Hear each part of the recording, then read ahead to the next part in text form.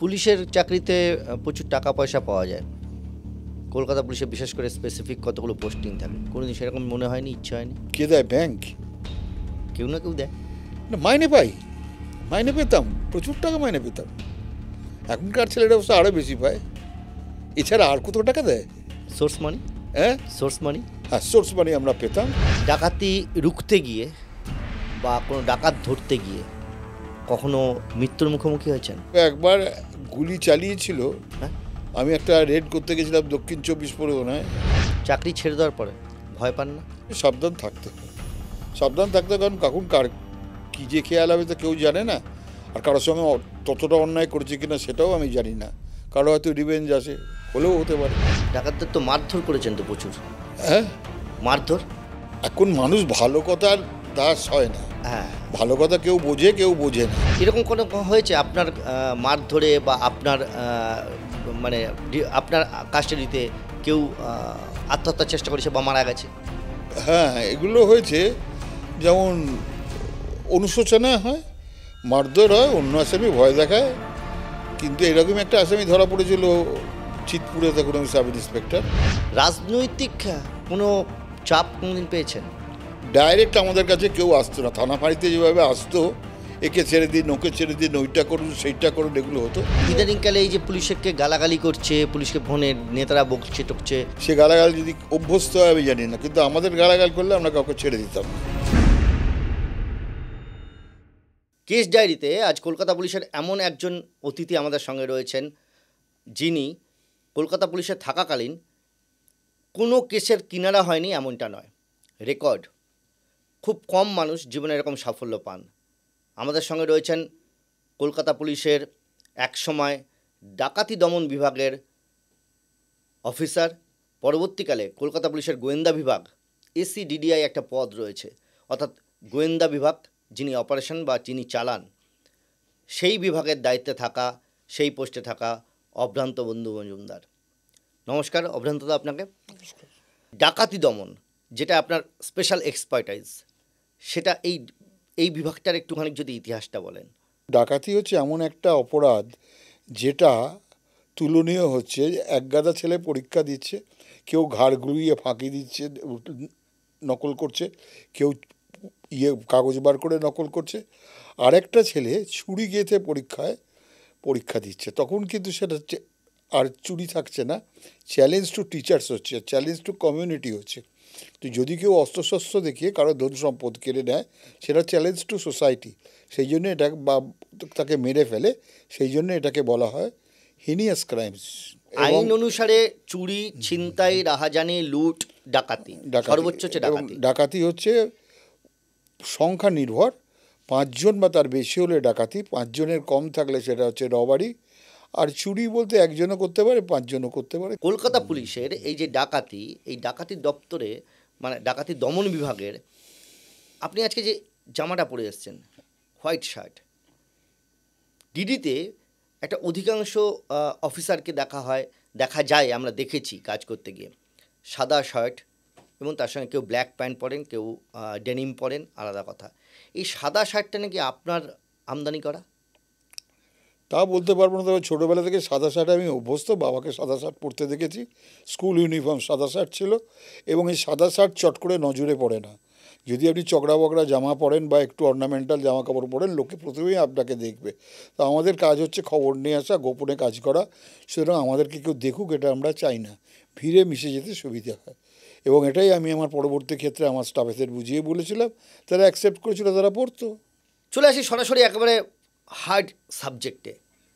বড়বাজারে একটা সোনার দোকানে নাকি একবার ডাকাতি হয়েছিল, এবং সেখানে একটা পোর্ট্রেট পার্লার করেন, যেরকম পোর্ট্রেট পার্লার করা হয় সব জায়গায়। পোর্ট্রেট পার্লারতে নাকি একটা অদ্ভুত ব্যাপার হয়েছিল, শুনেছি আমি। কি হয়েছিল একটু বলবেন? একটা ডাকাতি হয়েছিল, আমরা খবর পেয়ে গেছিলাম। 7 তলার উপরে একটা কারখানা ছিল, যেখানে ওই আজকাল যেই হলমার্ক হয়েছিল না, হলমার্কগুলো করে। তো আমরা সেখানে খবর পেয়ে যাই, গিয়ে দেখি ঘরটা র্যাংস্যাক করা। একটা 18-19 বছরের ছেলে, টেলিফোনের তার ফার কাটা, তাকে মারধর করা। এবং লোকজন বলে যে আমাদের এখানে তিনি কী ছিল জিজ্ঞাসা করায় বলে 3 কেজি রূপো, এবং তারা 3 কেজি রূপো নিয়ে চলে যায়। এই 3 কেজি রূপোর ব্যাপারে আমরা এনকোয়ারি করি, কিন্তু ছেলেটির হাবভাবে আমার মনে হয় যে ও কিছু জানে, না জানলে এই 7 তলার উপরে ডাকাতি হবে, ও চেঁচাবে না। ও বলছে আমি চেঁচিয়েছি, কিন্তু আশেপাশের লোক কেউ শুনিনি, ফ্ল্যাট বাড়ি, বসত বাড়ি ওর সঙ্গে ছিল। তো এটা শোনার পর আমি ওকে নিয়ে আসি, জিজ্ঞাসাবাদ করি, ওকে দিয়ে পোর্ট্রেট পার্লে করে। পোর্ট্রেট পার্লে মানে হচ্ছে আপনার ছবি আঁকা, যা দেখে অপরাধীর মুখ শনাক্ত করা। মানে বিবরণ শুনে একজন শিল্পী ছবি আঁকছেন, ছবি কলকাতা আঁকেন, পুলিশের গোয়েন্দা বিভাগের একজন কর্মী। প্রথমবার ছবি আঁকতে গিয়ে দেখলাম যে ওর মতো মুখই ভেসে আসছে। তো আমার অফিসাররা ইয়ার্কি করে সবাই বললো যে নিতিন ছবি আঁকলে বা বা সিরাজ ছবি আঁকলে এরকমই হয়, ওদের নিজেদের ছবি ওরা আঁকে, আসামির মুখ সামনে পায়, ওটাই এঁকে দেয়। এরকম চললো, 2-3 বার করালাম ওকে দিয়ে, করে আমি থেমে গেলাম। কিন্তু আমি চিন্তা থামাইনি, চিন্তা করতাম, ওকে রোজ আসতে বলতাম। ও আসলে ওকে দিয়ে গল্প করতাম, তোর দেশে কে কে আছে না আছে। আমার টেবিলের সামনে চেয়ারে বসে গল্প করতো, খুব স্বচ্ছন্দভাবে উত্তর দিত। ও ছিল মহারাষ্ট্রিয়ান।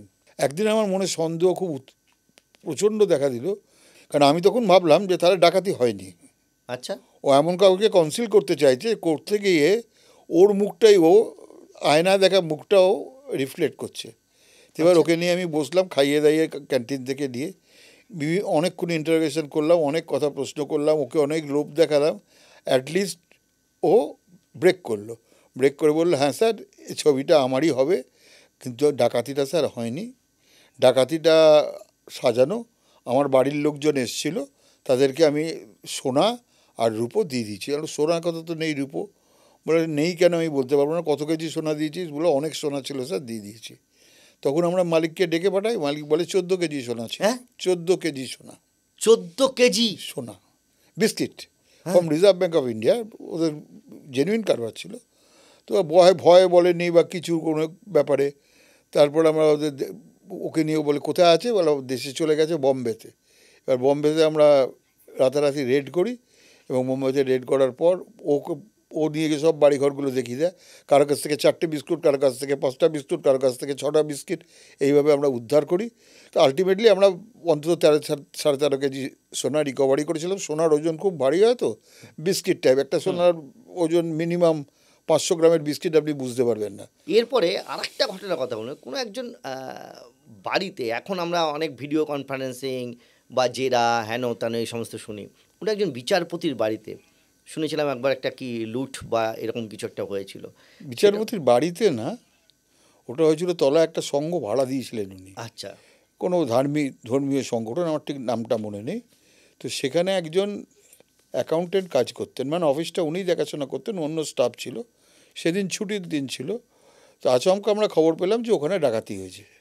তো আমরা ন্যাচারাল আমরা ছুটে গেলাম। ছুটে গিয়ে দেখার পর ভদ্রলোককে দেখে খুব সন্দেহ হলো। সন্দেহ হওয়ার পর আমি দেখে বললাম, উত্তরগুলো ইরিলেভেন্ট ছিল, আমার প্রশ্ন অনুযায়ী উনি উত্তর দিতে পারছিলেন না। তো আমার সন্দেহ ছিল যে উনিই কাজটা করেছেন, কিন্তু উনি বাস্ক ভাঙা, তালা ভাঙা, যেগুলো সাজিয়ে গুছিয়ে সিমুলেট যেগুলো করে, ভালোভাবে সিমুলেট করেছিলেন। তারপর আমি ওনাকে বললাম, ডাইরেক্ট চার্জ করলাম যে আপনি করেছেন, এখানে কেউ আসেনি বা কিছু, এখানে যা গার্ড আছে বা কিছু আছে, তাহলে আসলে টের পেত, আপনি করেননি, আপনি করেন। উনি দেখলাম একটু ভেঙে পড়লো। তো আমার ওখানে সবাই গড়িয়াহাট থানা অমুক তমুক সব অফিসাররা গেছিলেন। তারা বললেন যে ওকে নিয়ে যাওয়া মানে বুড়ো বয়স, নিয়ে যাওয়া মানে পুলিশের ভয় পেয়ে গিয়ে বলছে আনন্যাচারাল একটা কিছু হয়ে যাবে, তখন খুব বিপদে পড়বে, ওকে অ্যারেস্ট না করাই ভালো, ওকে ছেড়ে দেয়। বলে ডাকাতি হয়েছে বলতে অসুবিধে কোথায়? ডাকাতি নিয়ে দেখো না, আমাদের মনে হয় না ও ডাকাতি করেছে, ডাকাতি হয়ে গেছে। তা আমি কিন্তু হাল ছাড়িনি। আমি কিন্তু ভদ্রলোকের ফোন নাম্বার নিয়ে এসেছিলাম, ভদ্রলোককে ফোন করেছি, তাকে বলেছি এখনও সাবধান হন, এখনও বলুন, কিছু বলুন, সুবিধে হবে। আদারওয়াইজ আপনি ছেলে মেয়ে নিয়ে ঘর করেন, আপনার অসুস্থ স্ত্রী, আপনি অসুবিধার মধ্যে পড়বেন। জাস্ট একটু প্যানিকই করেছি ওভার টেলিফোন। লাস্টে একদিন আমাকে নিজেই ফোন করলেন 3-4 দিন বাদে, বলে একটা কথা বলবো স্যার, আমি অনুশোচনায় ঘুমোতে পারছি না। কেন, কী হলো? বললে তো আপনার স্ত্রী অসুস্থ। বলে না, টাকাটা স্যার আমি আগে হিসেবেই গড়বড় ছিল, আমি ওটাকে ট্যালি করিয়ে স্যার টাকাটা আমার কাছেই, আমি কীভাবে খরচ করেছি আমার মনে নেই, টাকা আমি দিতে পারবো না, টাকাটা স্যার আমি নিয়েছি, ডাকাতি আমার ওখানে হয়নি। ডাকাতদের তো মারধর করেছেন তো প্রচুর, মারধর? হ্যাঁ, সেটা ভাই আপনি যদি দেখে থাকেন আমি জানি না। আমি না না, আমি দেখে থাকার কি আছে, সেন্ট্রাল লক আপ লালবাজারে ডাকাতি দমন বিভাগের আপনি দায়িত্বে, তারপরে এসিডিডিআই, আপনাকে তো দেখেই ভয় কাঁপত লোকজন। এখন মানুষ ভালো কথার দাস হয় না, হ্যাঁ ভালো কথা কেউ বোঝে কেউ বোঝে না। হ্যাঁ ছোটোবেলা আপনি দেখেছেন বাবা কান মুলতো, মা নাক মুলতো, এগুলো হতো, এবং রুলের বাড়ি দিত, খন্তির বাড়ি দিত, এগুলো মাঝে মাঝে হয় to break him. Anyhow terrorise করলেই হয়ে যায়, যদি তখন যখন না হয় তখন কিছু করতে হয়। এরকম কোনো হয়েছে আপনার মার ধরে বা আপনার মানে আপনার কাস্টাডিতে কেউ আত্মহত্যার চেষ্টা করেছে বা মারা গেছে? হ্যাঁ, এগুলো হয়েছে, যেমন অনুশোচনা হয়, মারধর হয়, অন্য আসামি ভয় দেখায়। কিন্তু এরকম একটা আসামি ধরা পড়েছিল চিতপুরে, তখন আমি সাব ইন্সপেক্টর চিতপুর থানায়। তখন তাকে নিয়ে আসি, একটা ট্রাম কোম্পানির ঘড়ি ছিনতাই হয়েছিল। সে রেডিমেড ছিনতাইবার ছিল, ডাকাত ছিল, এই রবার ছিল। ওকে ধরে নিয়ে আসি আমি, ধরে নিয়ে আসার পর সে স্বীকার করে, কিন্তু রাত্রিরে তার হালকা একটু একটা কিছু হয়েছে, হওয়ার পর সে লকআপে রাখা ফিনাইল আমি এই জীবন রাখবো না বলে খেয়ে নিয়েছে, হ্যাঁ এবং পুরো ফিনাইলের বোতলই খেয়েছে এবং সেন্সলেস হয়ে গেছে। ওইখানে কোনো রকমে কোলে করে ওকে পাঁজাকলা করে সাইকেল রিক্সা করে আরজি করে নিয়ে যাই, আরজি করে ওকে সুস্থ করে আবার ফেরত নিয়ে আসি। তারপরেও জামিন হয়ে যায়, ও চলে যায়। রিটার্ন পেয়েছেন কোনো, মানে এই আসামি, এই যে আপনি প্রাণ বাঁচালেন? হ্যাঁ, এই প্রাণ বাঁচালাম এটাও অনুভব করেছিল, ও আমাকে বাঁচিয়েছিল, আবার হ্যাঁ? রিটার্ন দিয়েছিল। কি রিটার্ন দিয়েছিল আপনাকে? টাকা পয়সা? টাকা পয়সা রিটার্ন না, দিয়েছিল? একটা আমি একটা চিতপুরে একটা চুরি হয়েছিল হুম হুম এক সাব ইন্সপেক্টরের বাড়িতে। হুম তো সে চিতপুরে আসামির নাম তিনি দিয়েছেন, তাকে ধরে নিয়ে আসার পর সেই আরেকজনের নাম করে, তার নাম বৈজনাথ। সেই আসামিটাকে নিয়ে আমি রাত্রিরে রেডে বেরোই, তার ঘরে যাই, সঙ্গে দুটি কনস্টেবল ছিল, দড়ি বেঁধে নিয়ে যেতাম, যেরকম নিয়ে গেছি। ওলাইচণ্ডী বস্তির কথা আপনি নিশ্চয়ই শুনবেন, ঘুলঘুলাইয়া। নিয়ে গিয়ে যখন তার ঘর সার্চ হচ্ছে বস্তির, তখন আমি আর এক কনস্টেবল সার্চ করছি তার বাস্কর মধ্যে কী আছে। ইতিমধ্যে আরেক কনস্টেবলের হাতে দড়ি ছিল, সে ওই বাস্ক ঝুঁকে দেখতে গিয়ে তার হাত থেকে আসামিটি চলে যায় এবং ঘুলঘুলিয়ায় মিশে যায়। তখন আমার তো অবস্থা সাংঘাতিক হয়, আসামিটা খোঁজাখুঁজি অনেকক্ষণ করেই পাইনি। তখন আমি নতুন বিবাহিত, তাই বললাম চাকরি গেল, সবই গেল, আসামিও গেল। তখন আমি বসে বসে সকালবেলা 7টার সময় অনেক খোঁজাখুঁজি করেছি, ওই কাছাকাছি সারা রাত হয়ে গেছে, রাত পার করে দিয়েছেন, খোঁজাখুঁজি পাননি? পাইনি। তো এইবার কি হলো, আমি চায়ের দোকানে বসে চা খাচ্ছি, সেই যাকে মেরেছিলাম, সেই জায়গায় বাঁচিয়েছিলেন, সেই জায়গায় বাঁচিয়েছিলাম, সে হঠাৎ আসছে, বলে স্যার চা খাচ্ছেন? আমরা হ্যাঁ চা খাচ্ছি। কী হয়েছে তোর? বলে স্যার আপনার মুখটা কীরকম কীরকম লাগছে, কিছু হয়েছে নিশ্চয়ই? না তো। বলে হ্যাঁ হয়েছে নিশ্চয়ই, বলুন না স্যার কী হয়েছে। বললো আর চাকরি থাকবে না, তোরা ফ্রি হয়ে গেলি। বললে কেন স্যার কী হয়েছে? বললো যে বৈজনাথ পালিয়ে গেছে আমার হাত থেকে রাত্রিবেলা। বলে পালিয়ে গেছে স্যার? বলে হ্যাঁ। বলে আপনি 10 মিনিট দাঁড়ান, আমি নিয়ে আসছি, আমি দেখছি ও কোথায় আছে।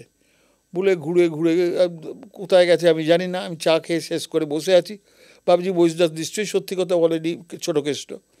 এবং তখন দেখলাম যে একটা ছেলেকে পুরো ন্যাকেড অবস্থায় নিয়ে আসছে, মাথার চুলের বুটি ধরে। ওই ছেলেটি? ওই ছেলেটি। আমি বললাম কী হয়েছে? বলে স্যার বৈজনাথ। হ্যাঁ বৈজনাথ। কোথায় পেলি?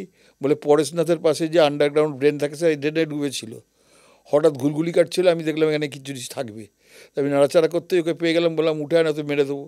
ওকে সবাই ভয় পেত, অত উঠে চলে এলো বৈজনাথ। মানে ক্রিমিনাল দিয়ে ক্রিমিনালের অ্যারেস্ট, ধরলাম।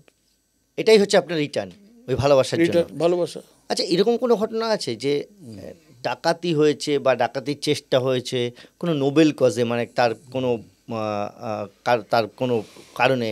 আমরা অনেক সময় দেখেছি যে কারোর অসুস্থতা, তার চিকিৎসার জন্য ডাকাতি করে, বা কোনো রকম এরকম করে ধরা পড়েছে কারোর বিয়ে বা কারোর আটকে যাওয়া এরকম? তখন আমি ডাকাতি সেকশনের ওসি। আচ্ছা, একদিন সন্ধ্যাবেলা শুনলাম ডাকাতি হয়েছে, কোথায় রবারি হয়েছে। কোথায় হয়েছে না, মেট্রো রেল চাঁদনি তার পেছনে হয়েছে, প্রকাশ্যে লোকজন সব আছে, এবং লোকটাকে নাকি প্রচণ্ডভাবে খুঁড় দিয়ে মেরেছে। আচ্ছা, অনেক ইঞ্জুরি, ওকে নিয়ে হসপিটালে গেছে। তো আমরা স্পটে গিয়ে পেলাম না, এনকোয়ারি করলাম, অনেকেই বললো না এখানে স্যার কিছু আমরা দেখিনি, সেরকম কিছু লক্ষ্য করি না। আমার সন্দেহ হলো যে তাহলে তো থাকা উচিত ছিল। তো আমরা যখন পেলাম না, ঘুরে এলাম, তখন আমরা খোঁজ খবর করছি। তারপরে সেই ছেলেটিকে লালবাজারে নিয়ে আসা হয়, তখন তার শরীরে 52টা স্টিচ, হ্যাঁ, খুঁড়ের দাগের। তাকে নিয়ে এসে চেয়ারে বসিয়ে ভালো কথা খারাপ কথা বললো। সে বলছে স্যার হয়ে গেছে, আমার 3 লাখ টাকা নিয়ে যাচ্ছিলাম, মালিক সবাই দিতে দিয়েছিল, চলে গেছে টাকা, আমি কি করব। তারপরে তাকে দুধ খাইয়ে খাইয়ে তারপর কথাবার্তা ভালো কথা বলে, তারপর আমি হঠাৎ আমার মনে হলো কোনো কিছুর জন্য কিছু করেনি তো, তাহলে দেখ, তুই যদি কোনো ভালো কাজের জন্য টাকা নিয়ে থাকিস, আমি তোকে টাকা দিয়ে দেবো। তুই আচ্ছা 3 লাখ টাকা নিচ্ছিস, তুই আমাকে বিশ্বাস করিস? কথাবার্তা শুনে ও কি ভেবেছিল বলে, হ্যাঁ বিশ্বাস করি, বলুন স্যার কত টাকা দেবেন? আমি বললাম তুই 2 লাখ টাকা নিয়ে নিস, 1 লাখ টাকা ফেরত দে। তো বললো যে স্যার কিরম কিরম করছে। তখন ডিসি সেন্ট্রাল ছিলেন, ডিসি সেন্ট্রাল এলেন, এসে বলি ওর তো অবস্থা খুব খারাপ, ট্রমায় আছে, ওকে না দিয়ে ওকে লক আপ করে দিন, ইয়েতে করে দিন, হসপিটালে পাঠিয়ে দিন, এই রুগীকে বেশিক্ষণ ইন্টারভিউশন করা না, ট্রমায় মরে যাবে। আমি বললাম থাক, আমি একটু দেখে নিই, করে দিচ্ছি। তারপরে ওকে জিজ্ঞাসা করতে করতে হি অ্যাডমিটেড যে হ্যাঁ স্যার, আমি আমার বোনের বিয়ে আছে দেশে, মালিকের কাছে টাকা চেয়েছিলাম, মালিক টাকা দেয়নি, আমার এক বন্ধুকে খুর কিনে দিয়ে আমি আমার সারা দিয়ে তাকে দিয়ে খুর মারিয়েছি, এবং টাকা কোথায় আছে? টাকা আমার তুলোর দোকানে কাজ করতো, তুলোর মধ্যে আছে। তাকে নিয়ে বেরোলাম, 3 লক্ষ টাকা রিকভারি হলো। তাহলে বুঝুন, মানুষ নিজের অন্যকে ভালোবাসলেও ডাকাতি করতে হয় চাপে, পারিপার্শ্বিক ব্যাপারে। তার তখন তার মালিককে বললাম যে দেখুন এই তো হয়েছে ঘটনা, এবং আলটিমেটলি মালিক ওকে 1 লাখ টাকা দেয়, গিয়ে বাড়িতে সে। এই যে অভ্রান্ত মজুমদার, অভ্রান্ত বন্ধু মজুমদার, আপনার পরিচয় আমরা তো শুনেছি বিভিন্ন জায়গায় ছিল ডাকাত বন্ধু মজুমদার। ডাকাত বন্ধু মজুমদার, আপনি আমায় কী নামে ডাকবেন সেটা তো আমার সামনে ডাকবেন না, আড়ালে ডেকেছেন। না না, ডিডি সেকশনে অনেকেই আড়ালে সেটাই ডাকতো, মানে ভয়ে পেত, সামনে যেত না, কিন্তু আড়ালে আবডালে ডাকতো। সে তো আম বিক্রি করে, তাকে বলে আমওয়ালা, তার কি গাছ আছে, এরকম কোন ব্যাপার আছে আপনার কাছে জানা নেই? ডাকাতি রুখতে গিয়ে বা কোনো ডাকাত ধরতে গিয়ে কখনো মৃত্যুর মুখোমুখি হয়েছেন? রুখতে গিয়ে হয়নি, রুখতে গিয়ে তো বোম টোম চলে, কিন্তু সে বোমে স্প্লিন্টার ইঞ্জুরি সেরকম কিছু না। তবে একবার গুলি চালিয়েছিল।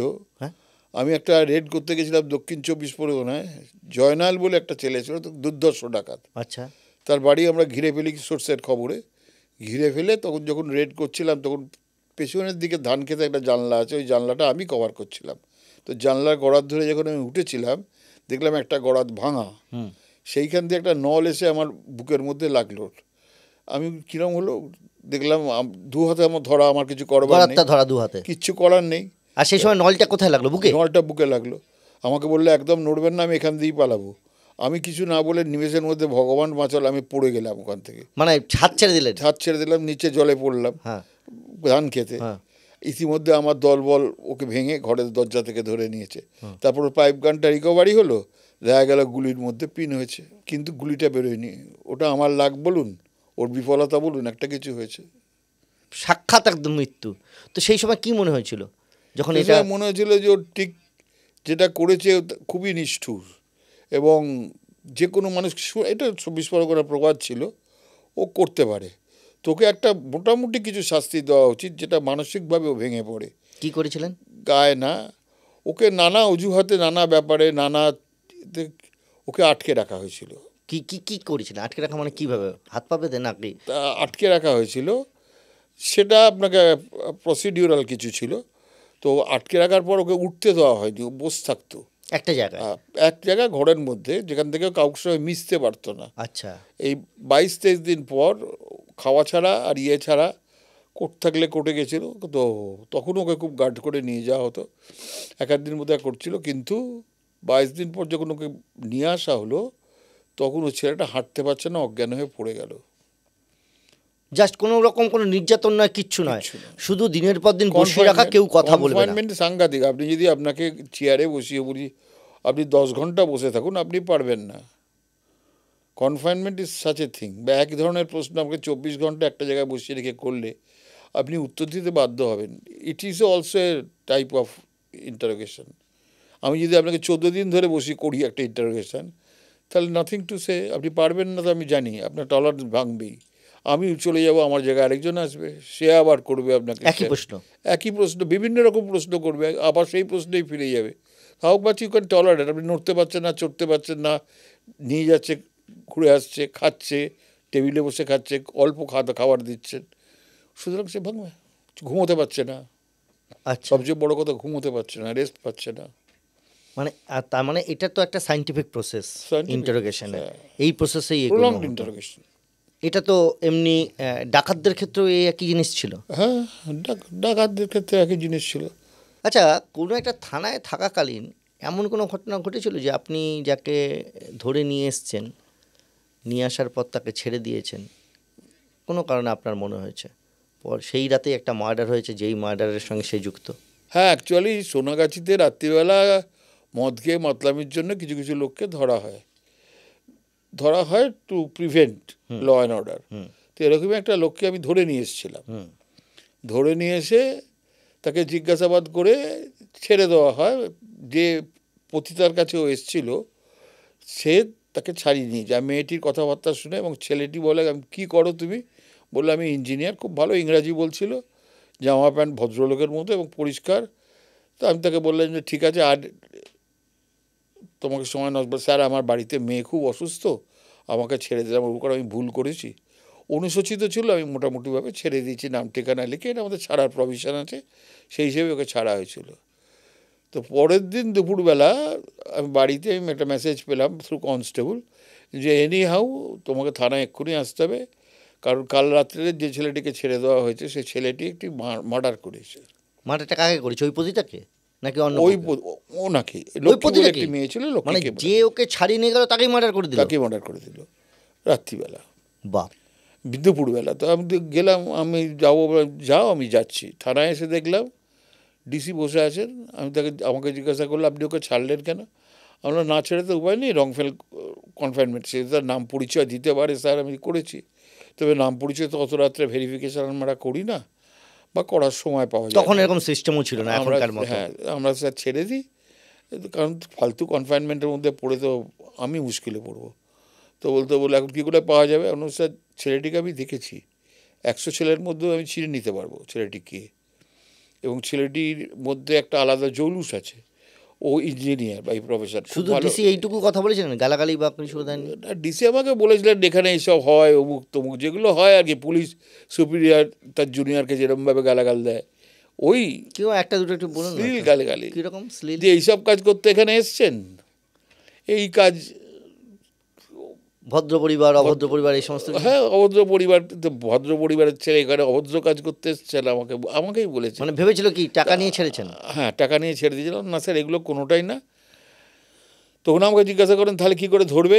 আমি ধরতে পারি স্যার একটাই কথা, আমি ছেলেটাকে যদি 1000 ছেলের মধ্যেও দেখি তাহলে আমি চিনে নেবো, কারণ আমি সেরকমভাবেই ওর সঙ্গে কথাবার্তা বলেছি, ইন্টারোগেশন করেছি, আর আমি নিয়ে আসতে পারবো। কারণ ছেলেটি বলেছে ছেলেটি ইঞ্জিনিয়ার, অমৃতসরে কাজ করে, পাঞ্জাবে কাজ করে, তাহলে স্যার চণ্ডীগড় এক্সপ্রেস আছে, তা আমি 8টার সময় ট্রেন আছে, আমরা যদি হাওড়া স্টেশন অ্যাভেল করি তাহলে পেয়েও যেতে পারি, কারণ এখান থেকে পালিয়ে নিশ্চয়ই হাওড়া গেছে।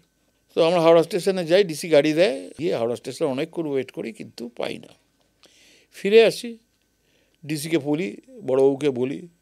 তো ডিসিকে বলতে, ডিসি বলে তাহলে কী করা যায়? বললো স্যার ওই যে রাস্তার ঠিকানা দিয়েছে সেই ঠিকানাটা আমি অ্যাভেল করি, চন্দননগর। একবার যদিও জানি মিথ্যা ঠিকানা, তবুও আমরা যাই। তো সেই অনুযায়ী আমরা রাত্রিরে গেলাম। থানাটা ছিল উত্তরপাড়া। আচ্ছা। উই রিচ দারিক জঙ্গল রোড বলে উত্তরপাড়া একটা রাস্তা আছে, সেই দারিক জঙ্গল রোডে যে ঠিকানাও দিয়েছিল সেই ঠিকানা দেখতে চাইলাম। ওখানে যারা পার্টি, ওখানে সেরকমভাবে সিরিয়াল বাড়ি না, যে যেরকম জমি কিনেছে সেই অনুযায়ী প্লটগুলো হয়েছে।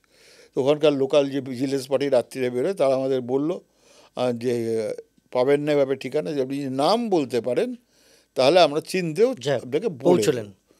তখন আমি এক নাম বলি, এবং যার নাম বলি সে ওদের কাছে পরিচিত, রিনাউন্ড।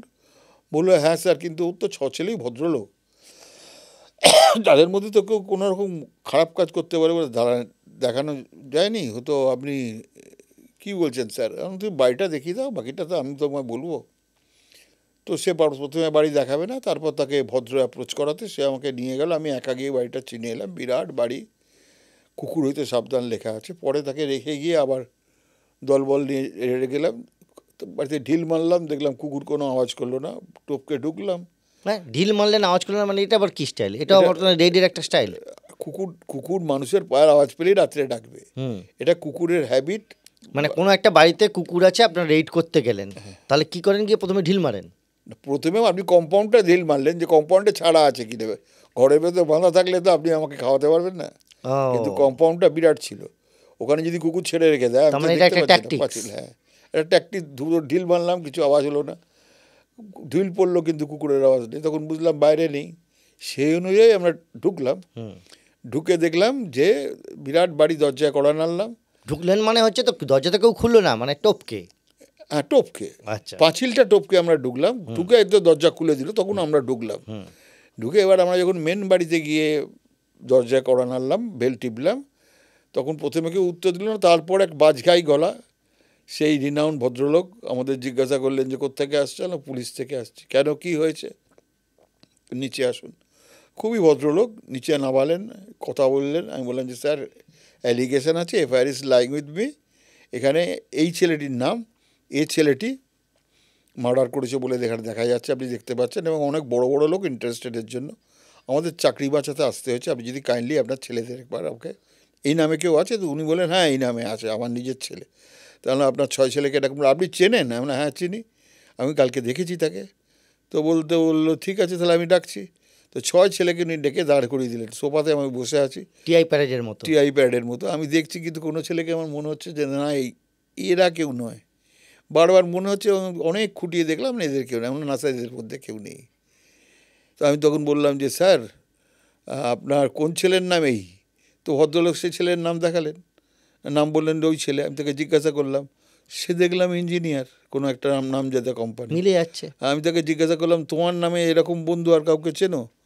বলল খুব ভালো ইংরাজি বলে, খুব স্লিম দেখতে, কালোর ওপর, ভালো ছেলে।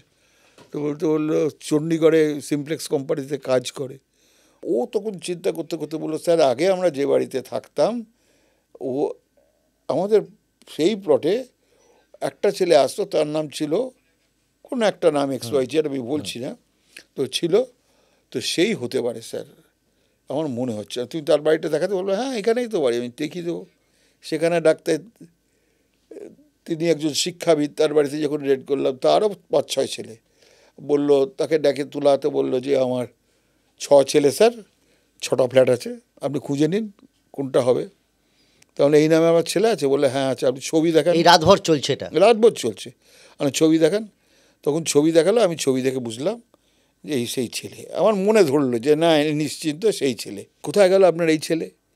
তো বলে এই ছেলে তো ফিরেছে, ও আর কাজ করে অমৃতসরে। তো ফিরেছে, এখানে কী করেছে? আলো উগ্রপন্থী ব্যাপার আছে। কোথায় এখনও? তো বললো শ্বশুর বাড়িতে আছে। আর কেন? বলে মেয়ে অসুস্থ। আমার ক্লিক হয়ে গেল যে তাহলে তো ও বলেছিল স্যার মেয়ে অসুস্থ, যদি আমার ছেড়ে দেন তাহলে এই অঙ্কে মিলে গেল। এবার রাত্রে বলে চলুন দেখিয়ে দিন শ্বশুর বাড়ি। কেউ দেখাবে না, বলে পরের দিন দোল, কেউ আসবে না। তখন আমি বললাম যে ঠিক আছে, ঠিকানাটা দিন। ঠিকানা দিল বউবাজারের একটি গলির। সেখানে গিয়ে দেখলাম যে বাড়ি ভাগ হয়ে গেছে, 4টে ভাগ। এক ভদ্রমানে উনুনধরা ছিলেন, তিনি বললেন ওই বাড়ি হবে। ওই বাড়িতে গেলাম, বললো কি আমরা থানা থেকে এসেছি, মেসেজ দেবো। ওপরে ও থাকে? বলে হ্যাঁ আছে। আমি ওর বাবার অসুস্থ, মেসেজ দিতে এসেছি। দরজা খুলে দিল, সোজা দোতলার ফ্ল্যাটে উঠে গেলাম। সুন্দরী ভদ্রমহিলা দরজা খুললো, একটু সরিয়ে দিয়ে ভেতরে ঢুকলাম। গিয়ে দেখি ওই ছেলেটি খাটের উপর বসে জামা কাপড় পরছে। বাহ। বললো কী রে তুই এখানে? বলে স্যার আপনি এখানে? তখন সবাই ঝাঁপিয়ে পড়েছে, পুরো পরিবার। কেন ওকে নিয়ে যাচ্ছেন? আর নিয়ে যাচ্ছে, ওকে জিজ্ঞাসা করুন কেন নিয়ে যাচ্ছে। না আমি বলবো কোনটা। বলে না না আপনি চলুন স্যার, আমি যাচ্ছি। মানে ছেলেটাই বলছে তখন? মানে ও বুঝতে পেরে গেছে যে পুরোটা এখানে আর প্রকাশ্যে কিছু চলে করার আসবে। নেই আমার। আমি বললাম যে চল তোর ছেঁড়া ঘড়িটা বার কর। ও আলমারি থেকে ছেঁড়া ঘড়িটা বার করলো, সাফিলিংয়ে ছিঁড়েছিল। নিয়ে সোজা থানায় আসলাম। বলে এলাম বটতলা থানায় যাচ্ছি। এবং ডিসি পরের দিন এসে আমাকে, সেই যে ডিসি আমাকে একটু বকাবকি করেছিলেন, তিনি বলেন you are more than Scotland yard. Tenacity যদি আপনার থাকে, আপনি যদি কানেকশান ঠিক ঠিক লাগাতে পারেন, তাহলে সফলতা আপনি পাবেন। এই এতদিন ধরে কাজ করেছেন আপনি, দময়ন্তী সেনের সময় তো কাজ করেছেন। হ্যাঁ, দময়ন্তী সেনকে স্যার বলতেন কেন? দেখুন, আমরা চেয়ারটাকে বলতাম, পার্সনটাকে বলতাম না। আমরা চেয়ারটাকে স্যার বলতাম। উনি হতে পারেন, সেটা তো জেন্ডার ওয়াইজ। আমাদের কাছে জেন্ডার কোনো ব্যাপার ছিল না। চেয়ারটাকে বলতাম, পদটাকে বলতাম, পদটা অ্যাড্রেস করতাম স্যার। মানে এটা স্যার ম্যাডাম এরকম আলাদা করে বলা এরকম যায়? কোনো কিছু বলতাম। এতদিন ধরে যে চাকরি করেছেন, এই যে ডাকাতি সেকশন বা অন্যান্য সেকশনে, রাজনৈতিক কোনো চাপ কোনোদিন পেয়েছেন? না, আপনি ডান আমলেও চাকরি করেছেন, বাম আমলেও চাকরি করেছেন। দু আমলেই চাকরি করেছি। অ্যাকচুয়ালি একটা ডাইরেক্ট আমাদের কাছে কেউ আসতো না। থানা ফাঁড়িতে যেভাবে আসতো, একে ছেড়ে দিন, ওকে ছেড়ে দিন, ওইটা করুন, সেইটা করুন, এগুলো হতো। যেহেতু ওটা প্রথম কথা হচ্ছে লালবাজারে ঢুকতে গেলে আপনার পা কাঁপবে, কারণ লালবাজারে একটা বিরাট ব্যাপার, লোকের একটা কনসেপশন আছে। তারপরে করতে করতে লালবাজারের হাট হচ্ছে ডাকাতি সেকশন। তখন ডাকাতি সেকশনে ঢুকতে গেলেই লোকের হাট আরও কাঁপতো। ওখানকার যে রিনাউন্ড অফিসাররা যারা সব কাজ করে গেছেন ওখানে, তাদের সম্বন্ধে সবাই জানতো, বিশেষ করে ক্রিমিনালরা। এবং ওই সেকশন দেখলে লোকে ভয় পেত, যার জন্য আমাদের কাছে কোনো অ্যাপিল আসতো না। সব মিলে কত বছর করেছেন ওখানে চাকরি? আমি সাব ইন্সপেক্টর হিসেবে 7.5 বছর, ওসি হিসেবে 7 বছর, 14 বছর, তারপরে এসিডিডিআই আবার, তার মধ্যে সব মিলে প্রায় 15-16 বছর। তো এই এত বছর যে চাকরি করেছেন, প্রচুর ক্রিমিনাল আপনার হাত থেকে সাজা পেয়েছে? সাজা পেয়েছে, ধরা পড়েছে। চাকরি ছেড়ে দেওয়ার পরে ভয় পান না রাস্তাঘাটে ঘুরতে? চাকরি ছেড়ে দেওয়ার পর দেখুন, আপনি কারোর সঙ্গে যদি খারাপ ব্যবহার করেন, কোনো ফালতু লোককে ফাঁসান, তাহলে আপনার ভয় থাকবে। কিন্তু আপনি যাকে ধরেছেন এবং নিঃসন্দেহে মানে একদম নিঃসন্দেহ হয়ে ধরেছেন, এবং সে স্বীকার করে বলেই তাকে পানিশমেন্ট করিয়েছেন, তার মনে হয় না যে গ্রিভান্স থাকে। এরপর দেখাও হয়েছে অনেকের সঙ্গে, অনেকেই কেমন আছেন স্যার জিজ্ঞাসা করে। তবে নিজেকে একটু সাবধান থাকতে হয়, কারণ কখন কার কী যে খেয়াল হবে তা কেউ জানে না। আর কারোর সঙ্গে ততটা অন্যায় করেছে কিনা সেটাও আমি জানি না। কারো হয়তো রিভেঞ্জ আছে, হলেও হতে পারে, কিন্তু আমার ধারণা যে আমার কোনো ক্ষতি হবে না। পুলিশের চাকরিতে প্রচুর টাকা পয়সা পাওয়া যায়। কলকাতা পুলিশে বিশেষ করে স্পেসিফিক কতগুলো পোস্টিং থাকে, কোনোদিন সেরকম মনে হয়নি, ইচ্ছা হয়নি? কে দেয়? ব্যাংক।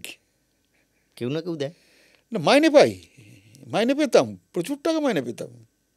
এখনকার ছেলেরা অবশ্য আরও বেশি পায়। এছাড়া আর কত টাকা দেয়? সোর্স মানি। হ্যাঁ, সোর্স মানি আমরা পেতাম। কিছু নিজেদের পকেট থেকেও খরচা হতো।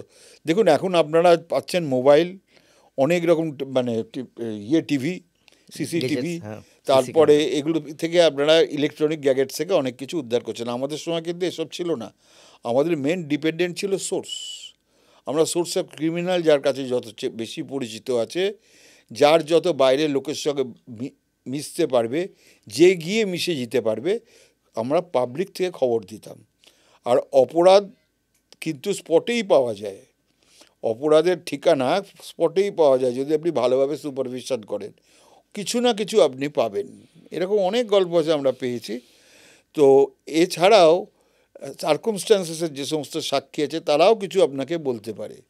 এরকম হয়েছে, পথে যেতে যেতে ডাকাতি হয়ে গেছে, আমরা গেছি, বলছে এটা কোন সেকশন? ডাকাতি সেকশন, গড়িয়াহাটে। বলে ডাকাতি সেকশন? বলে হ্যাঁ। বললে যে স্যার ওসি ডাকাতি আছেন?